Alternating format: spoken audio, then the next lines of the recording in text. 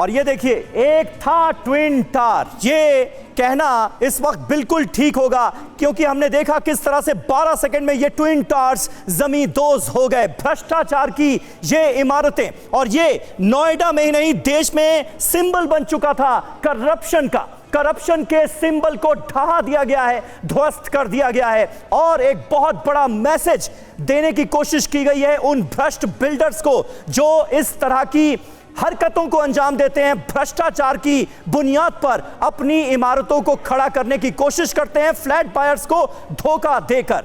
हमारे तमाम सहयोगी हमारे साथ मौजूद हैं। जितेंद्र भाटी का जल्दी से रुख करता हूं, उसके बाद अपने खास मेहमानों की तरफ आपको लिए चलूंगा। जितेंद्र, आपके पास क्या अपडेट है, कहां पर आप मौजूद हैं, और इस वक्त ट्विन टावर के आसपास के इलाकों में किस तरह की स्थिति आपको नजर आ रही है?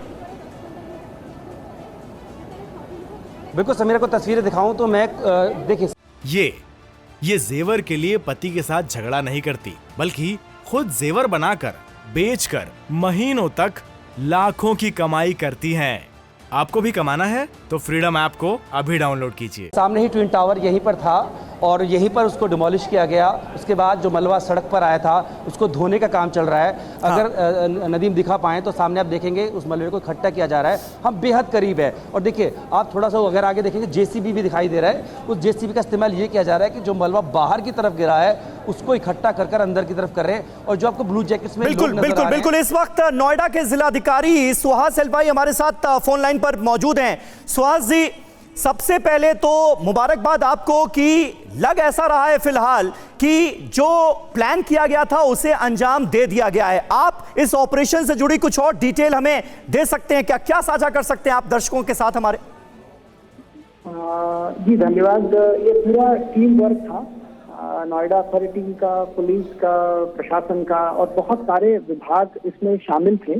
और कई दिनों से माइक्रो प्लानिंग किया जा रहा था, ताकि क्योंकि ट्विन टावर्स ऐसे जगह पे थी कि अगल बगल में बिल्डिंग्स भी थी, तो काफी चुनौतीपूर्ण था कि अगल बगल के जो टावर्स के लोगों को एवैक्यूएशन करना, और यूटिलिटीज जो हमारे इलेक्ट्रिसिटी हो या गैस पाइपलाइन हो उस पर एहतियात बरतना। और प्रिकॉशनरी तौर पर बहुत सारे एंटी स्मॉग गन्स जो पानी छिड़कती है, फायर टेंडर्स, एम्बुलेंसेस, इसकी भी व्यवस्था की गई थी। और विशेषज्ञों के देखरेख में आज जो एज पर प्लान जो कार्रवाई की गई है, अभी तक प्री डेमोलिशन एंड डेमोलिशन प्रक्रिया हमारा संपूर्ण हुआ है। अभी पोस्ट डेमोलिशन फेज में हम लोग हैं कि आसपास की एरिया को हम लोग सफाई करा रहे हैं, ताकि लोग जिनको एवैक्यूएशन किया गया है कि वो इमीडिएटली वापस लौट सके। एंड माइक्रो प्लान हमारी है कि प्रत्येक विभाग को अलग अलग जिम्मेदारी दी गई है। और अच्छा सुहास जी, क्या ये पता चल चुका है कि इस डिमोलिशन में जो आसपास की सोसाइटीज हैं, आसपास के अपार्टमेंट्स हैं, उन्हें किसी तरह का कोई नुकसान नहीं हुआ है? प्रिलिमिनरी आकलन किया गया है और उसमें कोई मेजर डैमेज अभी तक संज्ञान में नहीं आया है, परंतु बगल में एक जो अराउंड जो वॉल उसी के सटा हुआ एक कंपाउंड वॉल था, उसमें 10 मीटर में जो डैमेज हुआ है। बट किसी के मकान पे या आसपास के टावर में, किसी रेसिडेंशियल एरिया में किसी तरह के मेजर डैमेज का अभी तक सूचना नहीं है।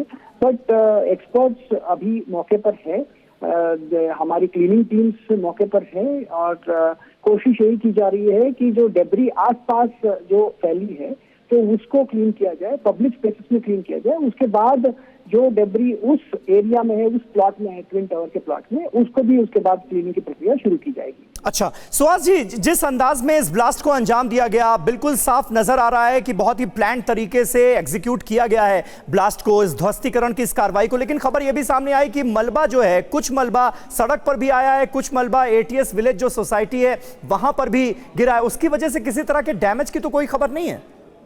नहीं, अभी तक कोई मेजर डैमेज की खबर नहीं है, क्योंकि हवा के रूख के वजह से जो, जैसे आपने कहा कि मलबा अधिकांश, लगभग ज्यादातर मलबा तो उसी प्लॉट के अंदर ही है। बट कुछ मलबा एटीएस सोसाइटी के अंदर गई है, जैसे आपने कहा कि, बट उसकी इमीडिएटली उसकी असेसमेंट और क्लीनिंग प्रोसेस शुरू किया जा रहा है, ताकि जो भी रेसिडेंट्स हैं वो अपने घर वापस आ सके और वो नॉर्मल सी रिज्यूम किया जा सके। अच्छा सुहास जी, क्योंकि लगातार TV9 भारतवर्ष पर हम सुबह से डॉक्टर से भी बात कर रहे हैं, एक्सपर्ट से भी बात कर रहे हैं, उनका ये कहना है कि 10 से 12 दिन तक अभी वायु प्रदूषण का लेवल इस पूरे इलाके में काफी बढ़ा हुआ हो सकता है। आप लोगों की क्या योजना है कि धूल और धुएं के गुबार के असर को कैसे कम किया जा सके ताकि कम से कम लोगों को दिक्कतें हों? देखिए, मैं उस असेसमेंट से सहमत नहीं हूँ, क्योंकि डेटा हमारे पास है। 2 बजे की डेटा भी एयर क्वालिटी इंडेक्स AQI बोलते हैं, तो वो 2 बजे का भी रिलीज हुआ है, 3 बजे का भी रिलीज हुआ है। अच्छा। आधे घंटे ब्लास्ट के बाद का। और AQI अधिकांश एरिया में नॉर्मल लेवल पे लौट चुका है, उसके आसपास के इलाके में भी। तो आप देख सकते हैं कि जो उस एरिया में भी जो लोग रहे होंगे वो देखे होंगे कि जो ज्यादातर, क्योंकि जो डेमोलिशन प्रक्रिया ऐसे साइंटिफिकली की गई है, तो उसमें नीचे का अगर आप एरिया देखेंगे जिस प्लॉट पे ये डेमोलिशन हुआ है, उसमें ऐसे ये दी गई थी, कुशनिंग दी गई थी, रबर मटेरियल रखी गई थी। तो इसलिए कि एयर क्वालिटी इंडेक्स में अभी बहुत ज्यादा गुणवत्ता प्रभावित नहीं हुई है, बट फिर भी एहतियातन जो एंटी स्मॉग गन्स होती है जिसमें पानी छिड़काव करते हैं, फायर टेंडर्स है, हमारी नोएडा अथॉरिटी की गाड़ियां है, वो लगातार काम कर रही है। अच्छा। क्योंकि इतने बड़े डेब्री है, तो डेब्री से जो भी धूल उठ रही है उसको भी नेबरिंग एरिया में इमीडिएटली कंटेन किया जाए। अच्छा सुहास जी, आपका असेसमेंट क्या कहता है, इस इलाके में कब तक हालात जो हैं वो पूरी तरह से सामान्य हो जाएंगे? तो जैसे हमारा प्लान है कि इमीडिएटली अभी जो टीम्स ने गो अहेड दिया, ब्लास्टिंग टीम्स ने, कि ऑलरेडी अगल बगल के इलाकों में सफाई का कार्य शुरू हो चुकी है। और कुछ ही घंटों में जो अगल बगल के जो इलाका है, इवन पब्लिक प्लेसेस है, उसकी सफाई हो जाएगी। और सिर्फ एक चीज बचेगी, जो डेब्री, जो ट्विन टावर की जो डेब्री है, उसको क्लियर करने के लिए एडिफेस कंपनी को टाइम लगेगा। बट अगर उससे बाकी किसी रेसिडेंट्स को किसी तरह के इनकन्वीनियंस ना हो, इसी तरह से प्लान किया जा रहा है, तो life will be normal in a matter of few hours. ये बात सही है कि इस मलबे को तय जगह पर पहुंचाने में 3 महीने का तकरीबन वक्त लग जाएगा।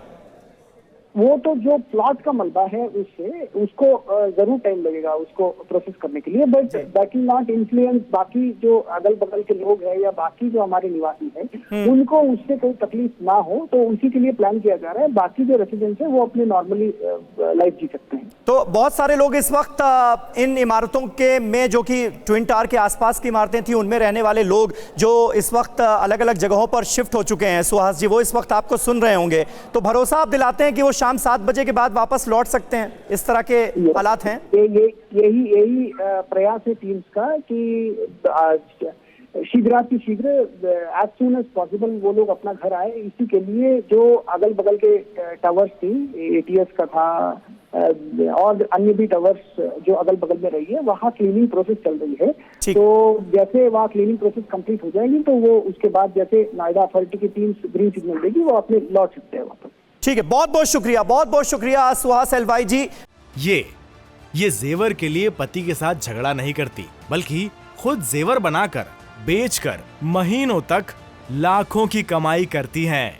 आपको भी कमाना है तो फ्रीडम ऐप को अभी डाउनलोड कीजिए।